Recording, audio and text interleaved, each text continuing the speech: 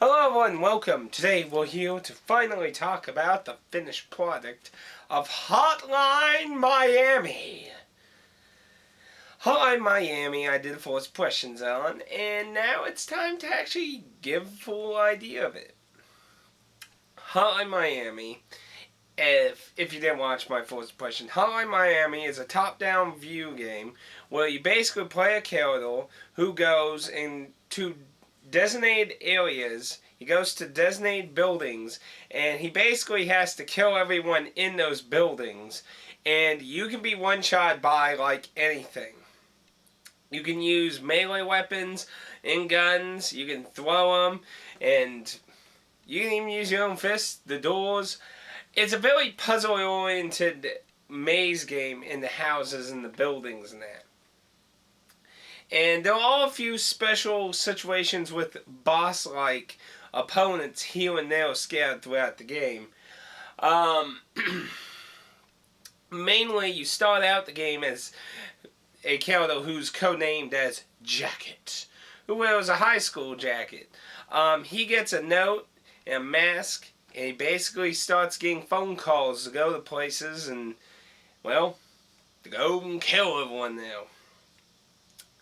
Now, the game's design is, it's a really nice design, to be honest. It has a score system for people who want high scores for each individual stage. There's stuff to unlock. You have a mask for every stage, and there's a few additional masks to actually find in stage. And each mask presents different powers or handicaps for those type of people who want to challenge themselves. You want unlimited eyesight? Oh, you got a mask for that. Have fun with that. So there's ways to add additional challenge to the game with the masks, limiting or expanding on unique properties that your character can have during that time. Most of the powers you gain ain't too overpowering. They're usually just a little additional thing, like one allows everything you throw to actually kill. Tony's mask, which is the tiger, because they're great, allows you to kill targets with your fists. There's the unicorn mask that allows you to have silent gunshots and that. There's one that allows you to survive one bullet shot.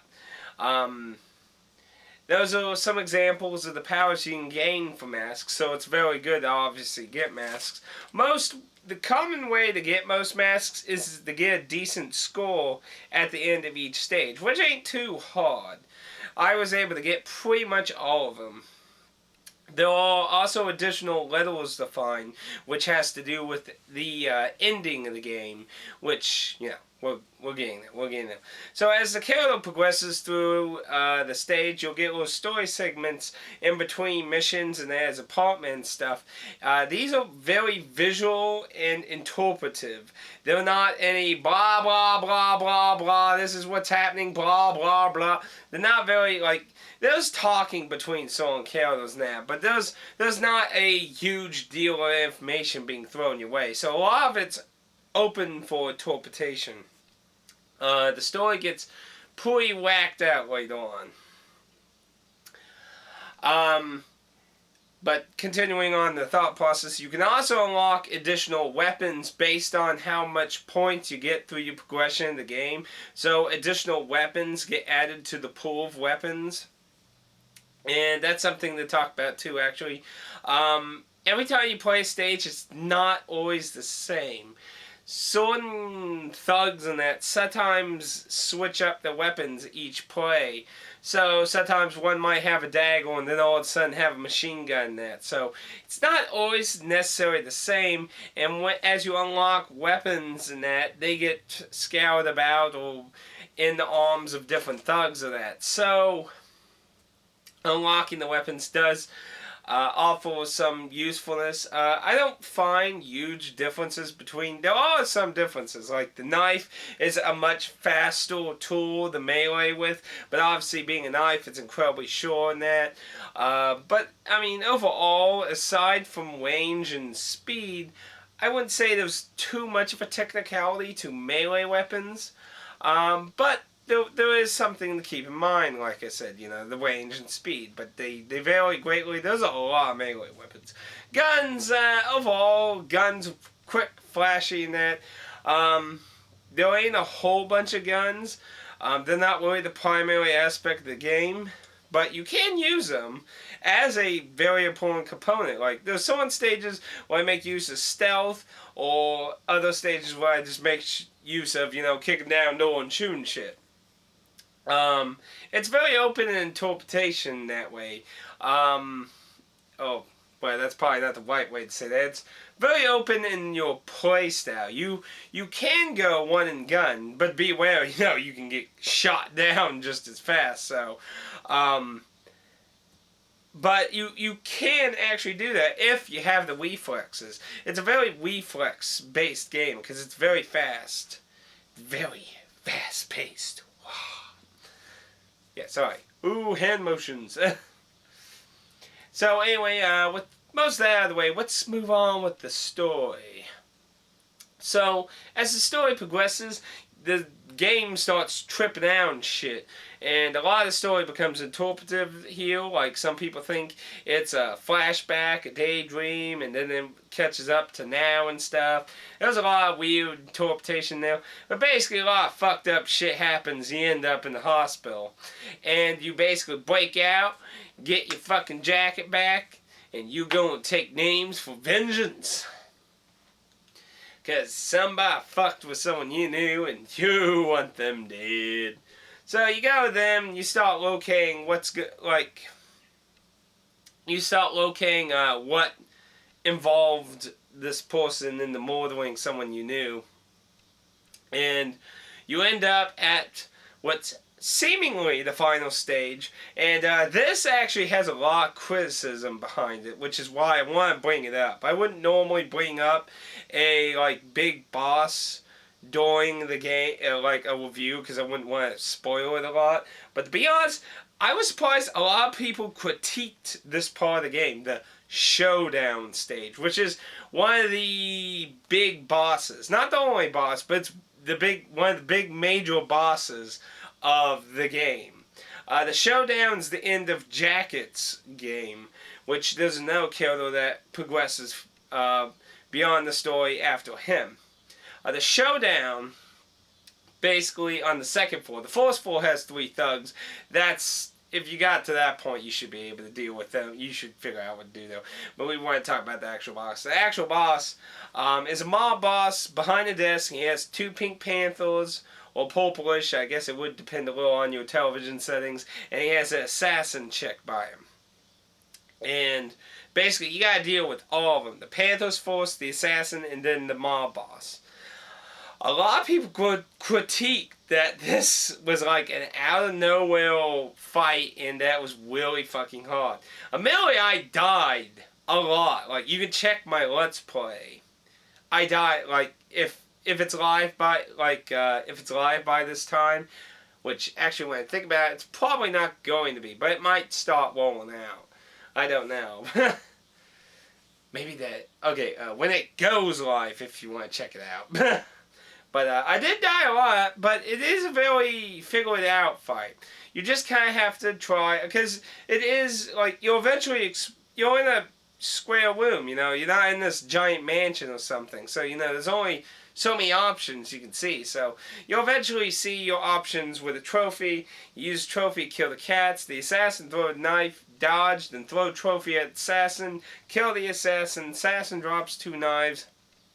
And this is what I hear the most critique part, is I didn't actually do this the proper way.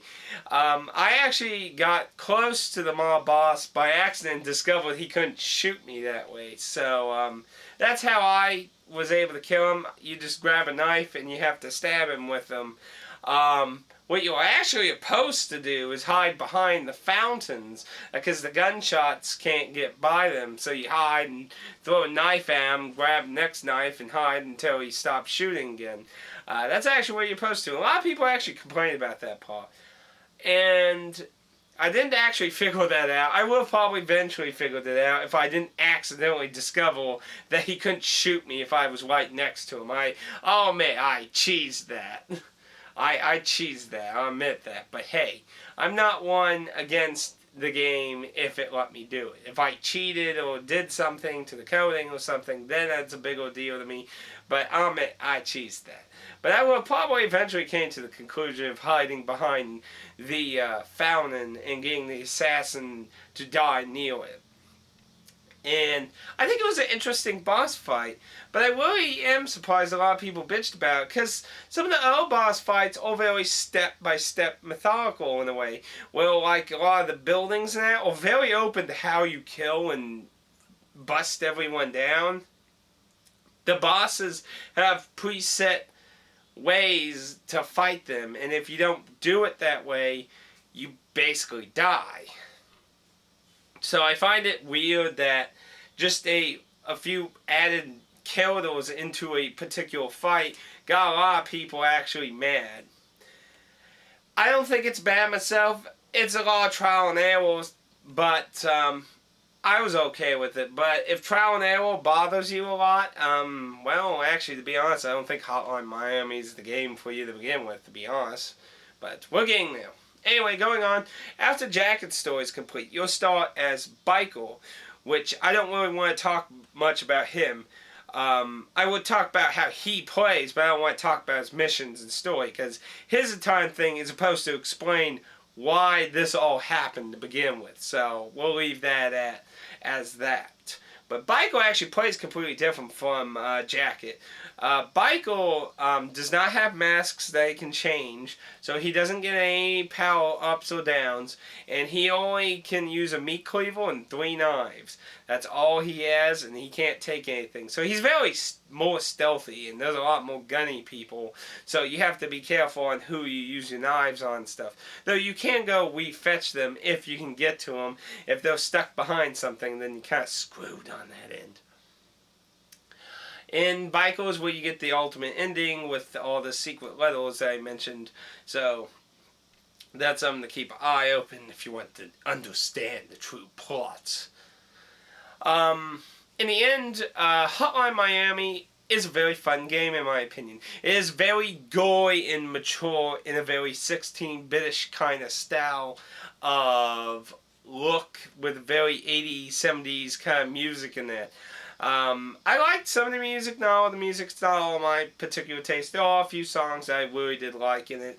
Overall, pretty good soundtrack. Visuals could be a little odd for some people because it has this weird, what's terminology I'm trying to think here, you know, where you have like neon colors flashing outside and stuff. So if you have like a lot of eye problems or seizure problems, you might want to be careful of that maybe if you have that kind of issue. It didn't bother me. Usually 3D and just very, very rapid. Like, I always see one game that had that kind of effect of flashing colors that ever made me feel bad. So, that's not a common thing in my case. But, to be considered, there might be people who actually are in that boat. Music sound pretty good to me overall. The visuals, I like the visuals.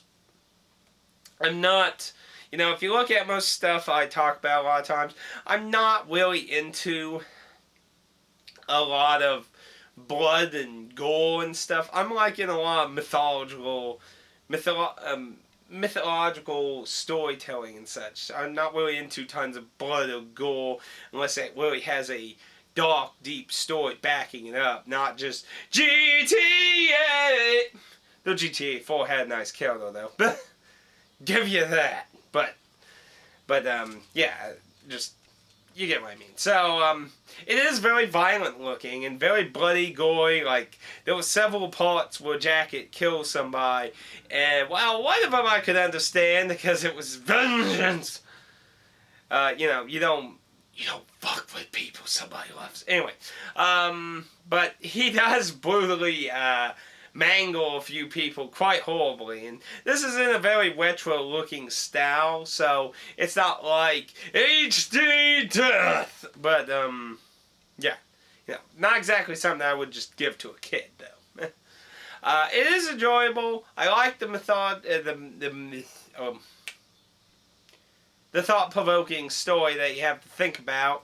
I think if you're actually into stuff like Dark Souls or Demon Souls storytelling, you might actually like how Hotline Miami's stories told a little, very visual in that. It's not all like expressed to you so simple. You kind of have to dig in there to find it. Overall, it's a very simple game. It's pretty cheap. It's on Steam, Good Old Games. I always recommend Good Old Games. It's on the Vita, the PS3. You can get on a pretty nice array of platforms, though. And I recommend it if you happen to have a way to get. It's action oriented. It's a it's a very reflex type game. It's trial and error type gameplay. If that kind of gameplay doesn't really go with you, then probably not for you then. It's not turn-based, it's not an RPG, it is a bit of a different game than I usually talk about on, but I really actually enjoyed it. I really enjoyed trying to figure my way through all these thugs that could kill me in one hit with the weapons I could find or the tools or layout of the building to my advantage. I found it very fun in a puzzle-oriented way, which is very funny to refer to. It's like somebody made a violent version of Bobble Wobble or something, you know? It's like, you don't really see like puzzle-oriented kind of games that are violent looking. That's kind of actually weird, you know, that I think about. A lot of puzzle games are very cutish and simple looking. Kind of an interesting thought though. Anyway, that's my thoughts on Hotline Miami. I recommend it if you're into any of that stuff. You could surely check out either my Let's Play if it's live by now, or, you know, tons of videos online if you want to take a look at. I definitely recommend the Good Old Games version if you want to get it for the PC, but I hear it's pretty good on the Vita too. I'm not sure about the PS3 version. Be honest, I think the touchscreen and the mouse controls are probably better than a controller due to how you throw and aim guns a little. But not to say they don't work. I didn't personally play it with a controller, so I don't know. I haven't heard anyone really bitch about it, so I would assume it's not bad then. So anyway, that's my thoughts. I'll leave that to you. If you have any questions, comments, or anything you want to ask, leave a comment below and I will check you all out next time.